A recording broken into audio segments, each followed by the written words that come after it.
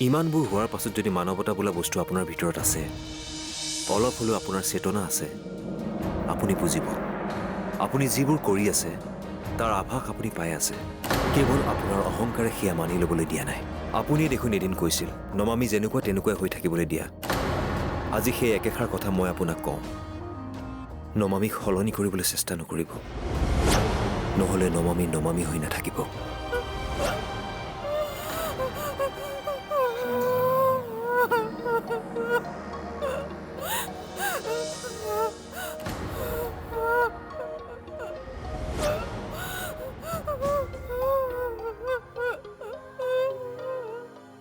বিদ্যুতে নিচাহত মোক কেতিয়াও মিছা কথা নকয়। তোৰ অনুপস্থিতিত কিবাটো পৰিকল্পনা চলাই আছে মূৰ্ছনা আৰু তাইৰ মাকে। এটা কথা বুজি লোৱা জানকী, বিভানৰ জীৱনত তোমাৰ স্থান কোনেও ল'ব নোৱাৰে। মাত্ৰ ল'ৰা ডাঙৰ হ'লে তাৰ জীৱনত তোমাৰ উপৰিও আন এগৰাকী নাৰীৰো দৰকাৰ হয়। এয়াই প্ৰকৃতিৰ নিয়ম।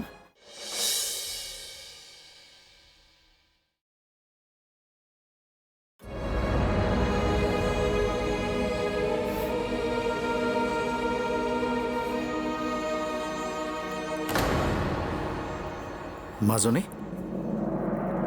কি হৈছে? তই কান্দিছ যে? তই কলৈ গৈছিলি? কি হ'ল কচোন? একো হোৱা নাই দেউতা। মাজনী, মই তৃষ্ণাক লগ কৰিবলৈ গৈছিলোঁ। তাই ক'লে মূৰ্ছনাৰ মাকে বোলে কিবা ডাঙৰ পৰিকল্পনা কৰিছে। সেইটো কিবা আজিৰ কথা নেকি? সেই মানুহজনী আগৰ পৰাই তেনেকুৱা। বাদ দে, চিন্তা নকৰিবি। আমিতো পৃথিৱীৰ পৰা বেয়া মানুহবিলাক শেষ কৰিব নোৱাৰো। কিন্তু এইবাৰ বোলে মূৰ্ছনাও জড়িত হৈ আছে মাকৰ লগত। কিয় দেউতা? মই কাৰ কি অপকাৰ কৰিছো? মানুহবোৰ ইমান জটিল কিয়? মই বহুত উচ্চাকাংক্ষী নহয় দেউতা। সৰু সৰু সপোনবোৰ, সৰু সৰু মুহূৰ্তবোৰেৰে মই জীয়াই থাকিব বিচাৰো। তাতে কিয় মানুহবোৰে আউল লগাবলৈ চেষ্টা কৰি থাকে? মাজনী,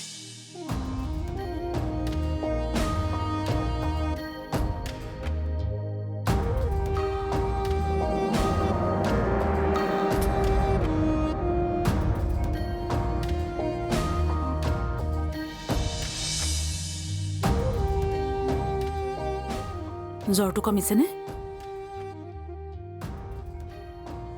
কি চিন্তা কৰি আছানো? মই জানো তুমি নমামিৰ কথা ভাবি আছা। তোমাৰ এই অৱস্থাটো মই চাই থাকিব পৰা নাই বিবু। মই হাৰি গলো। মা, মই ভাবিছিলো সৰুৰে পৰা মই তোমাক ডাঙৰ কৰিছো। ৰাতিপুৱা শুই উঠাৰ পৰা ৰাতি শুৱালৈকে তুমি মা মায়ে কৰি থাকা। গোটেই জীৱন আমাৰ এনেকৈয়ে পাৰ হ'ব। ময়েই তোমাৰ জীৱনৰ মূল মানুহ। মোৰ বাহিৰে তোমাৰ জীৱনত আৰু কোনেও আগস্থান নাপায়। কিন্তু মই প্ৰকৃতিৰ নিয়মৰ বিৰুদ্ধে গৈছিলো। প্ৰতিযোগিতা কৰিছিলো মই নমামিৰ লগত। ইমান স্বাৰ্থপৰ হৈ গৈছিলো যে তোমাৰ ভগা সংসাৰখন দেখি মই সুখী হৈছিলো। মা, এইবোৰ কি কৈ আছা তুমি? কথা বহুত আছে। আৰম্ভণি ক'ৰ পৰা কৰোঁ মই একো ভাবি পোৱা নাই।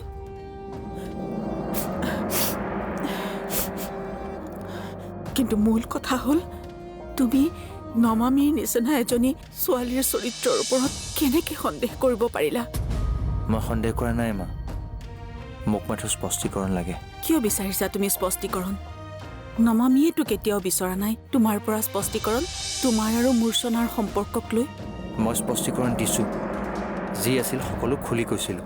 তুমি যি কৈছা নমামীয়ে তাকেই বিশ্বাস কৰি লৈছে। ওলোটাইতো প্ৰশ্ন কৰা নাই, কিন্তু তুমি নমামীয়ে যি কৈছে সেয়া বিশ্বাস কৰা নাই। তুমি নমামীক ওলোটাই প্ৰশ্ন কৰিছা। তোমাৰ মনত সন্দেহ আছে, সেইকাৰণে তোমাৰ মনত প্ৰশ্নৰ জন্ম হৈছে। কিছু সংখ্যক ব্যতিক্ৰম থাকিব পাৰে, কিন্তু আমি নোৱাৰোঁ। আমি স্বামীৰ বাহিৰে এক মুহূৰ্তৰ বাবেও অন্য পুৰুষৰ কথা ভাবিব নোৱাৰোঁ। মোকেই নোচোৱা কিয়? তুমি সৰু থাকোঁতেই তোমাৰ দেউতাৰা গুচি গৈছিল, তথাপিওতো তেওঁৰ নামৰ সেন্দুৰ মোৰ শিৰত সদায় দেখিছা। তেখেতৰ পৰা আঁতৰত থাকিও মই এতিয়াও তেখেতৰ অৰ্ধাংগিনী হৈয়ে আছোঁ।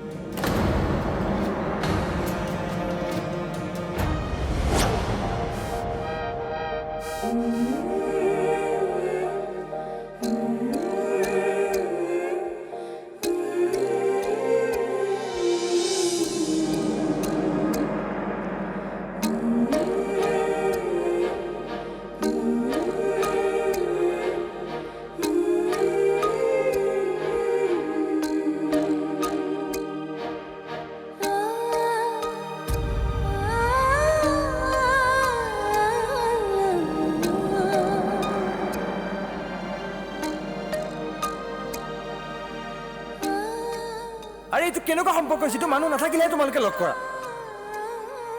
এই সম্পৰ্ক ভাই ভনীৰ নে আন কিবা? মই ভুল কৰিছিলোঁ মা।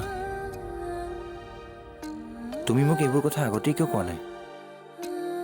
মই নিজেই নিজৰ ভুল দেখা নাছিলোঁ। তোমাক কি শুধৰাই দিম? আৰু বহুত কথা আছে, সকলো কম মই তোমাক। প্ৰথমে নমামী আহি লওক।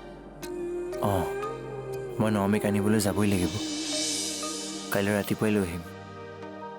আমি দুয়ো যাম নমামীক আনিবলৈ। হ'ব দিয়া।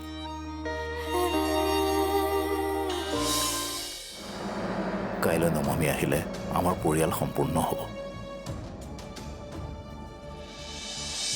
কেৱল মা মা বাইদেৱে তেওঁ নিজৰ ভুল বুজি পাইছে। বৰ কান্দিলে হেনো। বিভানৰ দেউতাকে মোক ফোন কৰি কৈছে।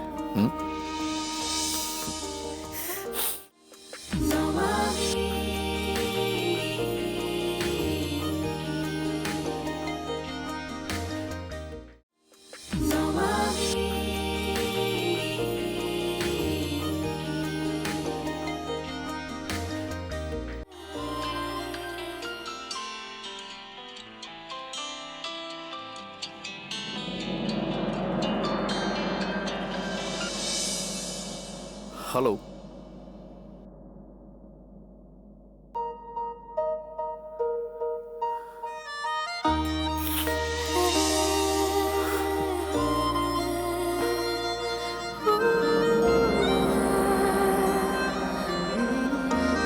হিমাচনী, এই এতিয়া আৰু তই কান্দি থাকিব নালাগে। চকু পানী মুচি পেলা। কাইলৈ বিভান আহিব তোক নিবলৈ, লগত হেনো বাইদেউ আহিব। বাইদেৱে তেওঁ নিজৰ ভুল বুজি পাইছে। বৰ কান্দিলে হেনো। বিভানৰ দেউতাকে মোক ফোন কৰি কৈছে।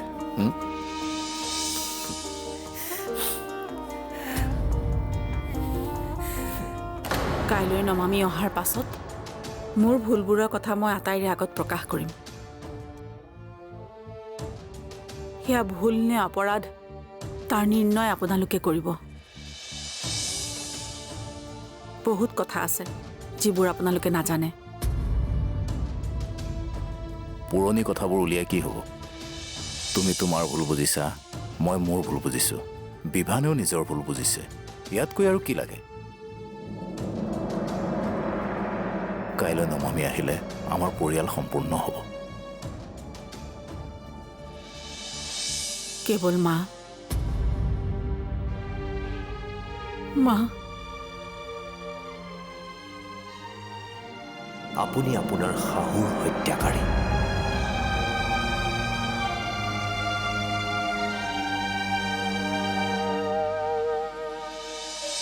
মা আছে আমাৰ মাজত, সদায় আমাক চাই আছে।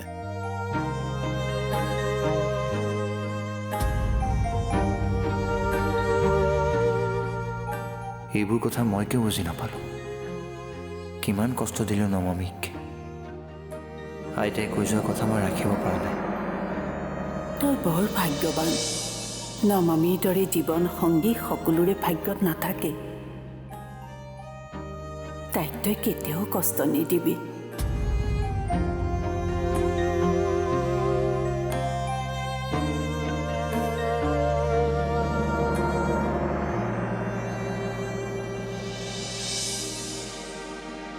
নমামী,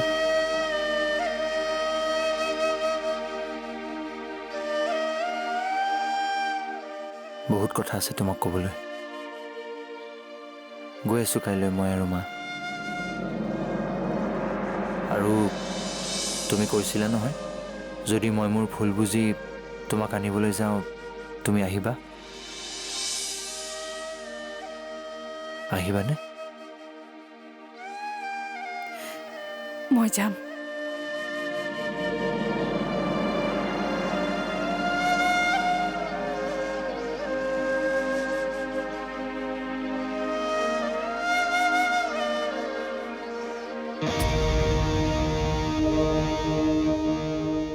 অ' মাহী, তোমাৰ অভিনয়চোন দিনে দিনে ভাল হৈ গৈ আছে। তোক দোষ দি কি লাভ? তই মোৰ কথা মতেহে কাম কৰিছিলি।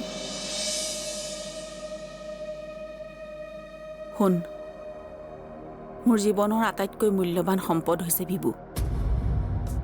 তাৰ বাবেইতো মই জীয়াই আছো। কি পালো এইবোৰ কৰি? বিবুৰ দুখ, তাৰ সুখতহে মোৰ সুখ আছে। কিন্তু নমামী আৰু মূৰ্ছনাৰ কি হ'ব? মূৰ্ছনা মোৰ ভুল। নমামী আহিলে তাই সিদ্ধান্ত ল'ব মোৰ ভুলৰ শাস্তি কি হোৱা উচিত।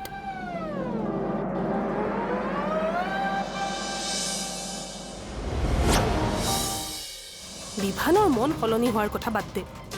বিভানৰ মাকৰ মন কেনেকৈ সলনি হ'ল?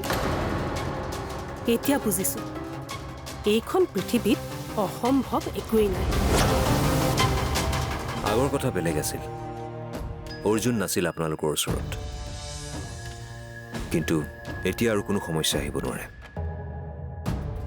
এইবাৰ নমামী পাৰ্মানেণ্টলি ঘৰলৈ যাব।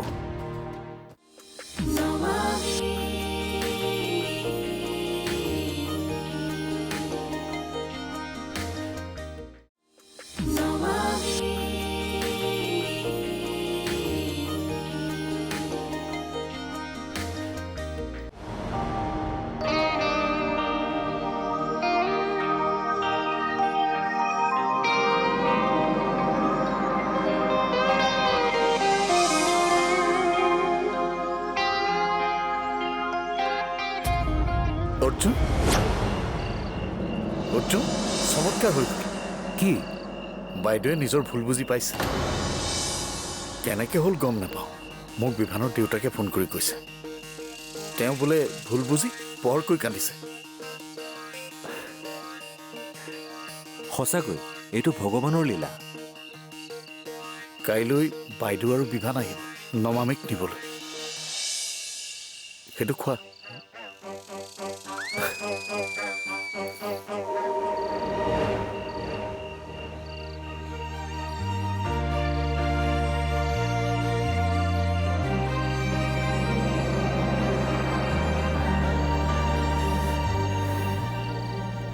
তোৰ জীৱনত এটাই সমস্যা আছিল, তোৰ শাহুজনী। সেয়া আঁতৰিল যিহেতু এতিয়া তোৰ জীৱনত আৰু একো সমস্যা নাই।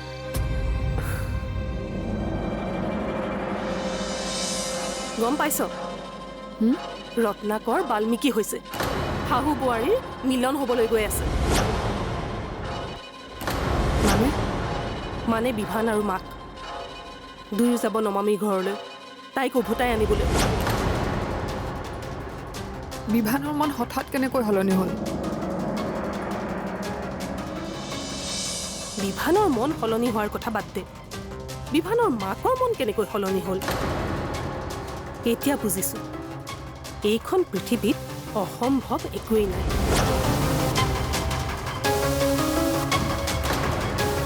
তুমি ঠিকেই কৈছা মা। এইখন পৃথিৱীত অসম্ভৱ একোৱেই নাই।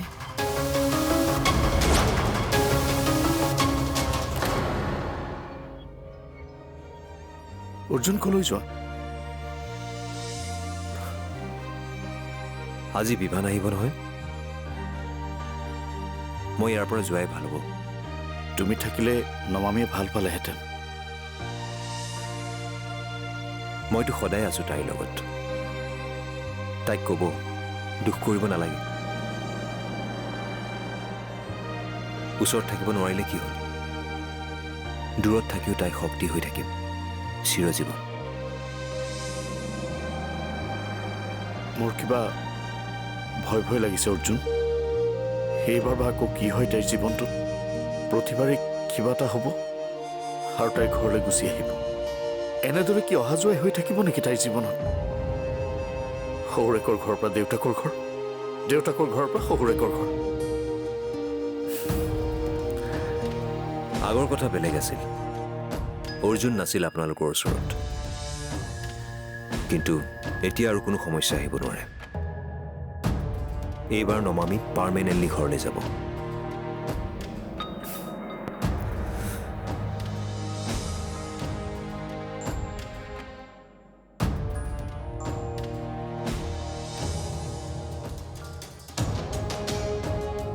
মা মা হৈছে নাই তোমাৰ?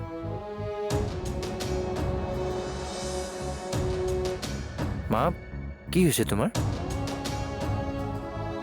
নাই, একো হোৱা নাই। তুমি ৰেডি হ'লা? মা ভুল মইহে কৰিছোঁ। তুমি কিয় ইমান দুখ কৰি আছা? যি হৈ আছে তাৰ বাবে দায়ী মই। তুমি এতিয়া নাকান্দিবাচোন। তুমি কান্দিলে মই দুখ পাওঁ মা। বোলা এতিয়া সঁচা কথাবোৰ জানিলে জানো তুমি মোক এনেকৈ মৰম কৰিব পাৰিবা? হয়তো তোমাৰ এই মৰম মই আৰু কেতিয়াও নাপাম বিবু। দাদা গুচি গ'ল? মোক মাত এষাৰো নলগালে। তই জানো তাক যাবলৈ দিলিহেঁতেন, সেইবাবেই সি মনে মনে গুচি গ'ল। এতিয়া মাতা দাদাক ফোন কৰি। যদি দাদা নাহে ময়ো কিন্তু নাযাওঁ। তোৰ ভালৰ বাবে সি গৈছে নমামী। বিভানকতো জানো, অৰ্জুনক দেখিলেই তাৰ খং উঠে। মই সেইবোৰ একো নেজানো। তুমি দাদাক এতিয়াই ফোন কৰা। চা নমামী, অকৰামী নকৰিবি। যেনে তেনে সকলোবিলাক ঠিক হ'বলৈ লৈছে, আকৌ আৰু নলগাবিচোন। তাৰমানে তুমি ফোন নকৰা? ঠিক আছে, মই ফোন কৰোঁ। চাওঁ কেনেকৈ নহাকৈ থাকে।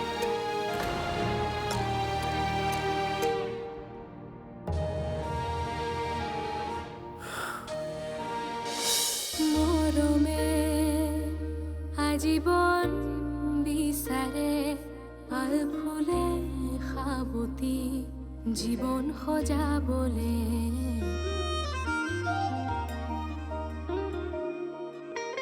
সপোনৰ অগণন ঢৌবোৰে নিতে মনবোৰ অখালি নতুনৰ ৰং সানে। সময়ৰ একা বেকা বাটতে যায় আগুৱাই লৈ জুকিয়াই আপোনলে চাই। হেঁপাহৰ আকলোৱা আশাতে মন বুজি ৰয়, হঠাতে কি হয় সপোনো হেৰাই। জুৰি আবেগৰে বান হেঁপাহৰে